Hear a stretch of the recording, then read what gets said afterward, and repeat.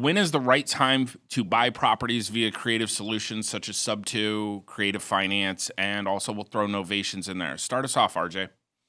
So it's funny that this question follows right behind what Eric was just talking about with the headshot concept.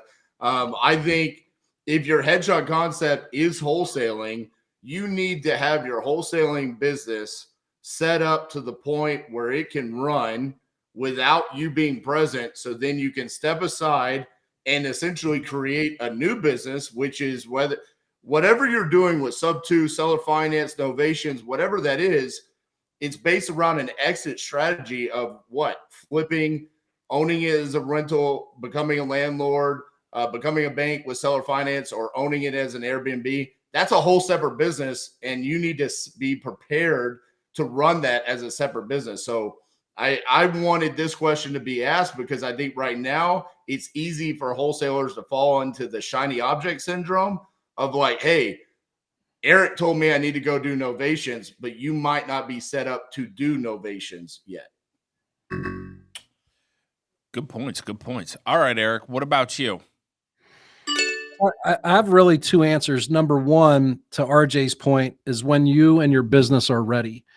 You can have everybody tell you that the market conditions and economy and interest rates and all that stuff indicate that it's the right time to start doing something. But frankly, if you don't have the infrastructure or the right people, it doesn't matter what the rates are or what the market looks like, you'll fail.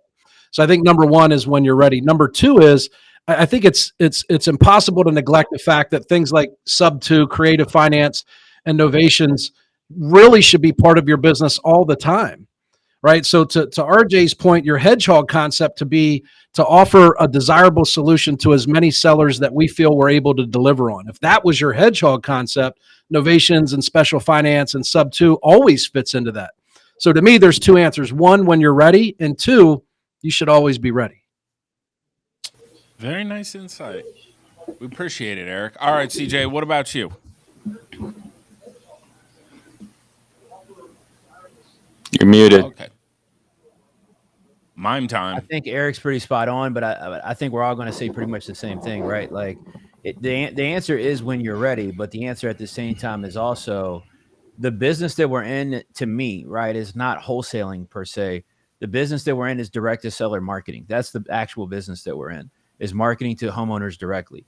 And so if that's the business that you're in, you got to create exit strategy opportunities from that. And I think adding seller financing into your plate early on is something that I think a lot of people should do. It's a less risky strategy. It's not an extremely difficult strategy to run at all. The pitch is very similar or the same as what you're going to be making in any sort of cash purchase pitch. I think Sub2, I think Novations could get a little bit more complicated and maybe take a little bit more of a skill set. But I also know at the same time, the way that Eric teaches Novations, that it's really not a hard pitch. It's not a difficult concept to present when you're doing, again, direct to seller marketing. So I don't know that I think that it's a whole separate business. I do all the things mentioned, and I don't look at these as separate businesses. I look at it as things that my direct to seller marketing business does. Very nice insight there. Tools in the tool belt. All right, Steve, what about you, boss? I'm going to agree with these guys. I mean, it basically comes down to, at the end of the day, how can you help the homeowner, right? Like, what solution do they need? What problems do they have? And how can you best serve them? And if you only have one tool in your tool belt, A, are you serving that client the best way possible? And B, are you giving yourself and your business the best opportunity to win? So I think you got to learn all these skills. You got to focus on one initially with cash, but just know that if you're going to go with cash only, you're going to have a harder time converting.